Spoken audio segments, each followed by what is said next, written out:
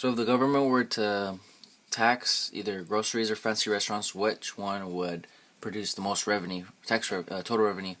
So for here are the regular markets for groceries and fancy restaurants.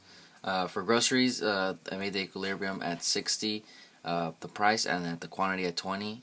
Demand is slightly inelastic while supply is elastic.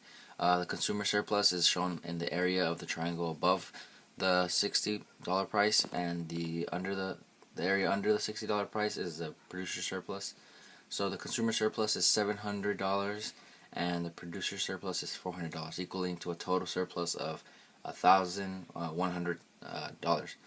So for fancy restaurants, both demand and supply are elastic, and the equilibrium is at the quantity at 5, I guess meals at a fancy restaurant, and the price is at 60 as well. And the consumer surplus is 100, and the producer surplus is 100, making it a total surplus of 100.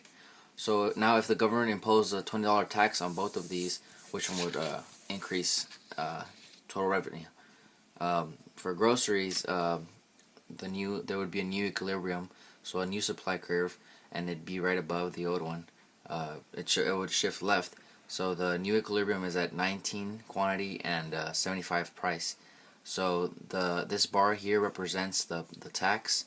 So the area in this rectangle is the total revenue, and the total revenue is 380. While the shaded area here is the dead weight loss, and the dead weight loss is 10. The new consumer surplus and the new producer surplus have decreased because the total revenue and the dead weight loss took away from them. So the new consumer surplus is 522, and the new producer surplus is 332, equaling a total surplus of 854. So for the fancy restaurant, the new equilibrium would be at quantity 3 and price of 50, so it'd be a new demand that shifts to its left as well. The new the new consumer surplus is 45, and the producer surplus is also 45, so making it a new total surplus of 90 instead of 200 when the tax was not imposed. So the total revenue in this the area of this rectangle is 60, and the dead weight loss area of this triangle is 40.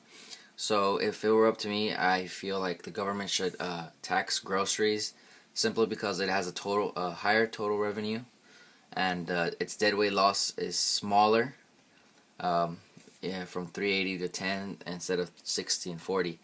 The smaller dead weight loss maximizes efficiency in maximizing the total revenue for the tax. So the government would definitely get more out of taxing the groceries, since everybody goes and buys groceries at least every 2 weeks, as opposed to eating out at a fancy restaurant.